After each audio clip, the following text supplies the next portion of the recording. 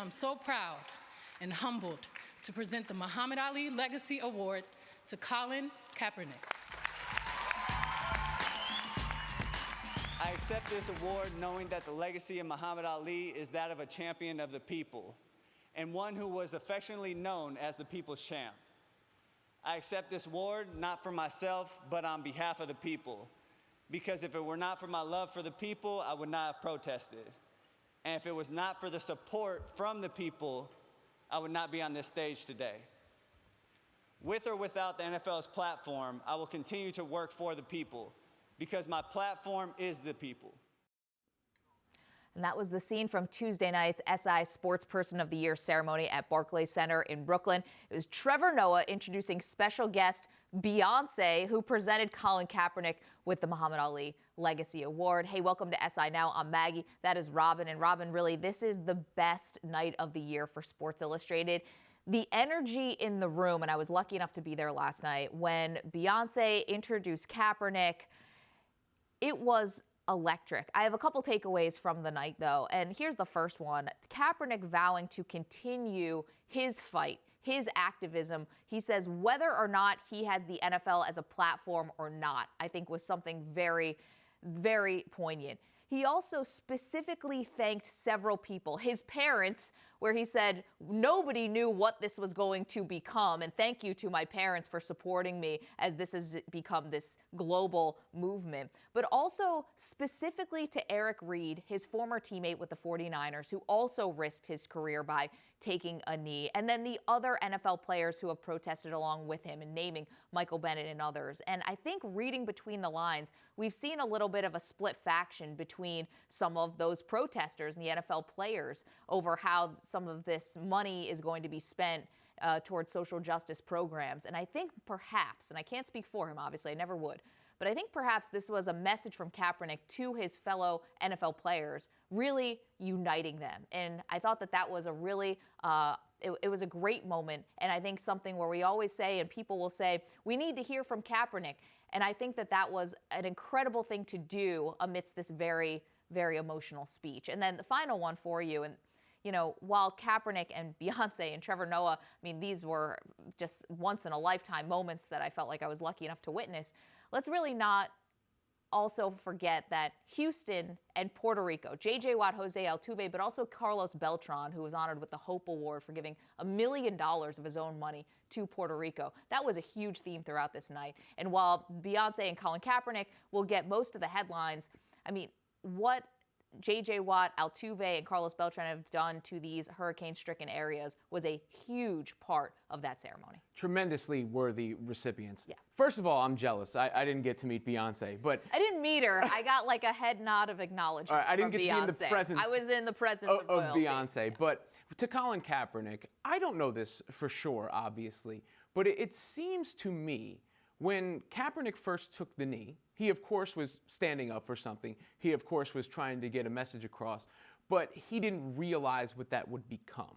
In the midst of all of this, from the outside looking in, it appears that we've seen the evolution of someone where Kaepernick decided this needed to be recognized and then recognized that he had become, you know, someone people were rallying around. He had a certain social responsibility. And through that process, he really has run with that mantle and done some great things. If you recall when he first took the knee and was in the locker room and was explaining why, you know, he articulated what he was doing, but it was a little bit of a different tone than he uses now. And I think the responsibility he inherited has humbled him in the sense to the point where he really has transformed into a great ambassador for a number of causes. And as he said, without the NFL's platform, his platform is now enough where you're associated with Colin Kaepernick. People are now associating that with meaning something going forward. And he said this, you know, being the child of adoptive parents, really finding, you know, his sort of identity. I think we've kind of watched along with him as he's gone on that journey. I just remember interviewing him at the Super Bowl when he was starting for the 49ers playing against the Baltimore Ravens. I mean, I didn't even recognize that person. You know, that seemed like a young person who was in the spotlight, not so much deer in headlights, but, you know, just sort of the run-of-the-mill, you know, interview, cliches, things like that. And to see what he has become now, it's really amazing to see the evolution of Colin Kaepernick.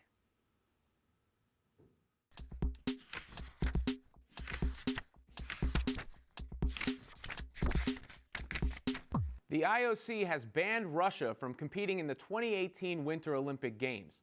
Select Russian athletes will still be allowed to participate, but to go over the implications of this move, we now welcome in Time Magazine senior writer Sean Gregory. Sean, how significant is this punishment and how surprising? It's very significant. It's effectively the first time the IOC has banned a country from participating in the Olympics because of performance-enhancing drugs. Now, as we mentioned, there's been select athletes could compete, but they won't compete under the Russian flag. Surprising, not really. I mean, it was a pretty egregious state-sponsored doping scheme that 2 investigative authorities went through. It's been vetted.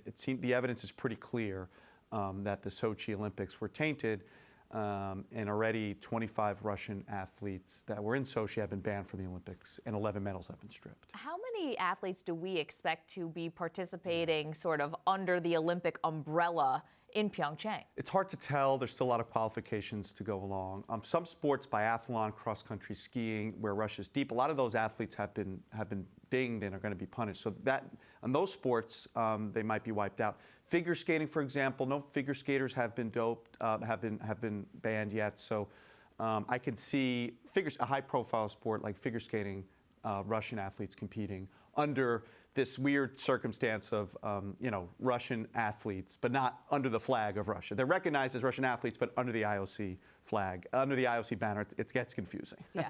For those who weren't aware, you say state-sponsored doping program. Why was this so egregious? So it's basically the Sochi Olympics were the most expensive Olympics ever, $50 billion spent, and they were a fraud. From Russia won the medals count. They had 33 medals. It was a home field advantage, and they took advantage of their home field advantage. So the doping lab in Russia was basically a scheme. They're supposed to be testing everybody. They were testing folks, and then through a hole in the wall, they would slip in clean samples for the tainted ones. So everyone was in on it, and it was really more egregious because Sochi did it. They used their home field advantage, Russia, for their, to really kind of, make a fraudulent Olympics. So if the IOC didn't make this decision to ban Russia, do you think they would have compromised their integrity? Yes, definitely. There was a huge outcry from the U.S. and elsewhere for some kind of action. Now, there are some people that are saying that this loophole in which certain athletes can still get in is a little bit too soft, that there should be a blanket ban on everybody. Every Russian should not be able to compete in the Olympics. So, you hear both sides. It was a very severe, obviously, punishment, but some people think the IOC did not go far enough. Very interesting. I mean, in some ways, if you can prove that you were not part of this state-sponsored doping program, which is going to be a high threshold, I think, for these athletes to have to prove their innocence, it's almost like what we see sometimes in college sports, where the college football program, the coach will do something that's against the rules and all of the team will get punished. In college basketball, if the coach had a recruiting violation, the whole team can't play in the postseason. For that reason, is it almost unfair to some of these athletes that because this program was happening, sometimes even without their knowledge, that they are now suffering these consequences? Sure, it definitely is unfair, but they do have an avenue to qualify through, having, and it's hard to, as you said, it is a high bar. And at the same time, we don't know who's clean and who's dirty. The whole Olympic movement, frankly, has been tainted because the dopers are so advanced that we don't know if the testing works. You don't know who's clean. But in that environment, yes, it's some of the figure skaters who were not even around in Sochi. There's a presumption of innocence there. They're just going to have to go through the steps. At least they will get a chance to go through those steps, as difficult as those steps may be. How do you expect Vladimir Putin to respond to this? It'll be very, very interesting. There's been whispers that he's just going to have a blanket boycott, say, listen, if we can't compete under the flag, we're not going. However, the IOC there's a way where you can just go as a totally neutral athlete at the Olympics and you just compete under the IOC banner. At least the IOC is recognizing them as athletes from Russia. So is that enough where Vladimir Putin says, okay, we're going to let our folks go? We'll see. But anything he does wouldn't be, if he does say we're not going at all, it wouldn't be a total shock. Of course, Russia is about to be on the world stage hosting the 2018 World Cup. How is this going to affect their perception? Well, the perception is, yeah. I mean, The perception of them. Right. So the head of World Cup organizing committee has been banned by the Olympic movement because he was involved in this state-sponsored doping. So if you're going in there saying, all right, the guy who's running the World Cup knew about a doping scheme, okay, it's not the greatest look for Russia. But Vladimir Putin, his re-election campaign starts off in February, and so you have the Winter Olympics coming up in February. You have the World Cup coming up later in the summer. So he's got a lot riding on his decisions in these two global sporting stages. We've seen doping be part of the Olympics for such a long time. What does this moment represent, if anything? Well, it represents, really the movement, the IOC at least giving the veneer that they will investigate these things, because it's not in their interest to expose all the dopers because they want everything to be hunky-dory. But they did go in, they did have two or three independent investigations, and they offered some kind of punishment. You could say it didn't go far enough, but the bottom line is, pending appeals, Russia, which is a dominant Winter Olympics force, we watch the medal tables every Olympics. That line won't be on the medals table. So it's a kind of blow to national pride for the Russians. Well, interesting to see how Vladimir Putin does respond, and maybe how Donald Trump responds. Who knows? Somebody might be able to get an ambassador on the phone. Okay, let's move on because Time magazine has named their Person of the Year, and it is the silence breakers of the #MeToo campaign. Now, we've seen this impact Hollywood and media and other areas, but quite frankly, Sean, it really hasn't hit the sports world. Why do you think that is? Well, it's interesting. I think folks are waiting for shoes to drop there. We've seen with Dr. Nasser and the gymnastics scandal, for the awful, he's been convicted of sexual assault. Sure. But yeah, the workplace kind of stuff that we've seen in media and in Hollywood. I mean, will we see, a front office be exposed for the work environment of a certain franchise? I mean, we don't know. So does it exist? Well, I mean, the locker room environment, where athletes themselves are, it tends to be all male, right? But what's going on in the front offices? What's going on with, female trainers and things like that? Does that kind of stuff happen? Listen, I think people are kind of waiting to see if folks will come forward.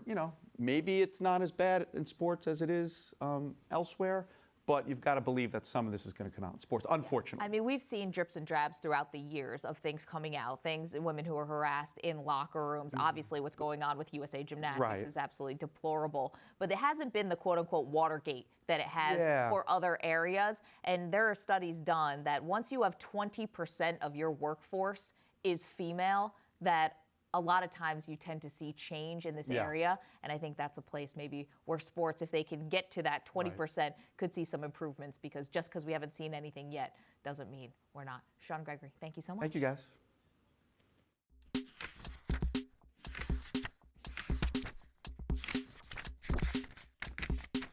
Let's talk college football. Pete Mundo, good enough to join us. And Pete, we're still waiting for the sort of coaching carousel. It's still spinning. A few more head coaches, though, have been named. Willie Taggart now will take the Florida State Seminoles job. He replaces Jimbo Fisher. Now, Taggart's resume doesn't blow anyone out of the water. 7-5 in his only year at Oregon. He was 24-25 at USF before leaving for the Ducks. Why is he the right fit for the Seminoles, Joe? Well, he has a track record and a history of turning programs around. Now, 7-5 this year for Oregon is not great, but compared to 4-8 last year, it's improving. Yeah. USF, he started off his first year 2-10. By year 4, 10-2. First 10-win season in USF history. So he does have a history of taking programs and building them up and turning them around, and that's worth a lot. So I know, you look at the big picture, the resume's 500 coach, but when you actually go season by season, even at Western Kentucky, 2-10 his first year, and then 2 7-5 seasons. So he's improved everywhere he's been. Despite some recent struggles, Oregon's become a prominent school in the college football landscape. They currently have a top 10 recruiting class. Is Florida State really a better job? It is, because recruiting is so much easier. It just, Oregon right now, 21 commits, 4 from the state of Oregon.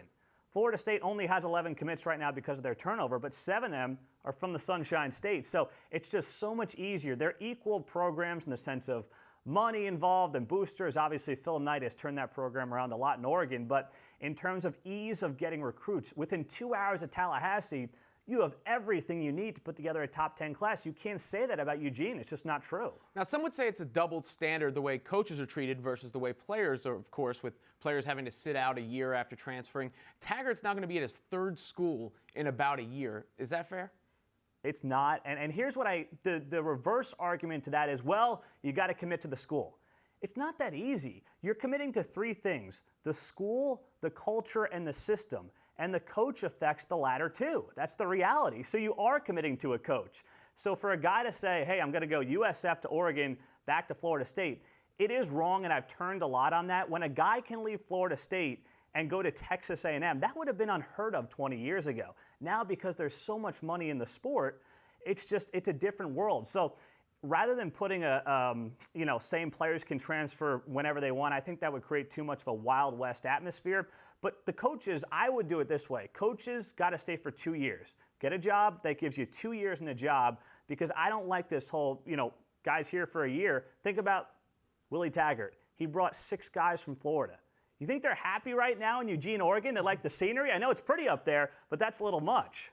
It's a great point, and I wonder if this is something that the NCAA will look at now that the money has just gotten so big. Maybe looking at this with fresh eyes could be a smart thing to do. Meanwhile, Oklahoma running back Rodney Anderson, he had an emergency order of protection filed against him by a woman who says Anderson raped her at her apartment. Now, Pete, this is obviously a very dark cloud to put over Oklahoma. What does it mean for the Sooners? Well, yeah, it's certainly not something they want to be dealing with. Anderson created a Twitter account yesterday to basically defend himself. He had never tweeted in his life, so they're taking it seriously. On the field, if he's out for that Rose Bowl game, it's not a huge loss because Oklahoma is so deep at that position. True freshman Trey Sermon had a great year. Abdul Adams came into the year as the starter. They have a 3-headed monster at running back, a fantastic offensive line, and still Baker Mayfield. So the on-field ramifications aren't as great as it might seem to say, okay, the team's leading rusher is out. But I think off the field is a much bigger concern than on the field right now for this Oklahoma team. Pete Mundo, really appreciate you coming in. Thanks. Anytime.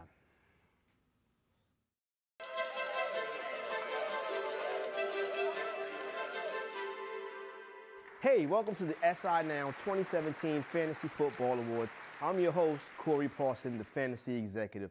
And let's jump right into it. Our first category, Fantasy Rookie of the Year. The winner is New Orleans Saints running back Alvin Kamara. Halfway through the fantasy season, Kareem Hunt and Deshaun Watson were looking like strong Rookie of the Year candidates. With that being said, since Week 6, Alvin Kamara has been the #1 running back in fantasy football. Through 13 weeks, Kamara has over 1,200 yards total offense and 11 touchdowns. Shout out to our Rookie of the Year, Mr. Alvin Kamara. Our next category is Fantasy Football Bust of the Year. Unfortunately, that award goes to Oakland Raider wide receiver Amari Cooper.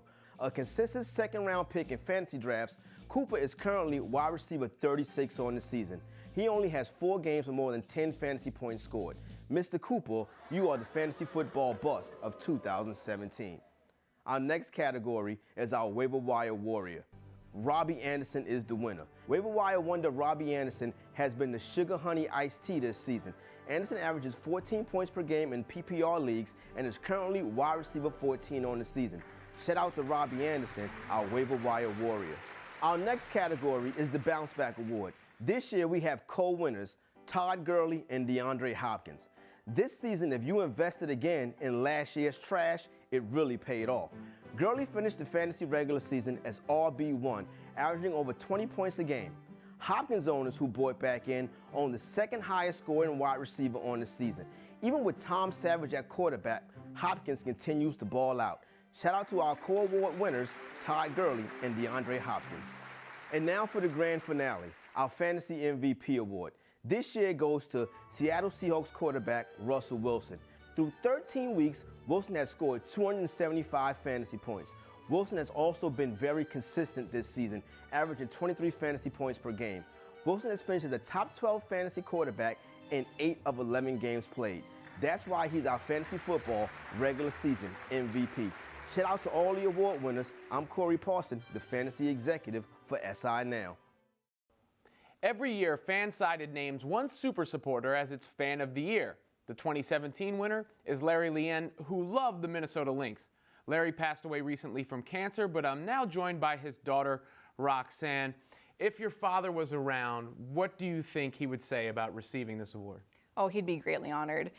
Flabbergasted, I would say, and smiles. He was a man that smiled all the time and was just joyful, so he would be very honored. What would you say made him such a good fan? He brought sports and our family together. That was one of the biggest things that he did for us. Started when we were little, coaching my sister and I in our sports, and then continued that love through high school, following my sister through college, and then being fans of WNBA and also all things Minnesota. Yeah, you have the Lynx shirt on, and I would imagine, I don't think it's hyperbole to say he may have been the biggest Minnesota Lynx fan there was. Why the Lynx? Why the Lynx? I think it goes back again to what I said earlier, that he was just a great love for anything women's sports. With having two daughters, I think that's where he honed his want and love and desire. So it started off when Lindsay Whalen was with the University of Minnesota, and then as she progressed with her career to the WNBA, our family just drifted to becoming a Lynx fan. And then it just stayed there, and just the love of the Lynx and of just the great community that they brought the community together as a great organization, and honored women, and was very, very, it's just a great way to come together with the community. And I know going to a game with your dad was more than just a game, it was kind of an experience. Can you describe what it was like to go to a Lynx game with your dad? Yeah, so we took the light rail to the games, and so that was about an hour trip. So the whole time talking about what the game was going to be like, who we were playing, any concerns that he had about maybe the opponent and what they could do on the floor, right? And then when we get there, we'd have to stop at our favorite corner restaurant, and we would have a bite to eat, and he'd always order himself a beer, but make sure that it was a root beer. And then we would have to get to the stadium before, like about an hour before the game even started, and he would sit and he would read all of the stats, the flyer that they would hand out, and then we were ready for the game. So it was always, the other thing that we would also do is take a bet, a wager. And we would always pick our favorite players and who would score the most points. And it was a $5, like, throw on the table and see who would score the most. And that was one of the biggest things that we always looked at. At the end of the game, we'd always have to pony up our $5. He was basically doing the scouting reports beforehand, too. So he knew what he was doing. Now, unfortunately, he was in hospice at the beginning of the WNBA finals, and he died between games 4 and 5. But you and your sister still decided to go to game 5. Yes. Now, I understand that this was a very sad time, but how much did his fandom allow you to kind of celebrate his life? I think it was a great way for my sister and I to have that full circle grieving process through our dad's passing. Game 5 was very, very emotional for us. We were the fans that were crying in the very beginning when the Lynx came out, but in the end, we knew that our dad was still there, and that it was a great honor for us to be there, just living through him now. And so we have season tickets for next year with our family and bringing our children. So we'll continue his passion through our family as well. Roxanne, thank you so much for your time, and I'm glad your dad, Larry, was able to receive this honor. Thank you. That's our show for today. We'll be back at 10:30 a.m. Eastern tomorrow. Make sure you follow us at SI Now Live on Twitter. Have a good one.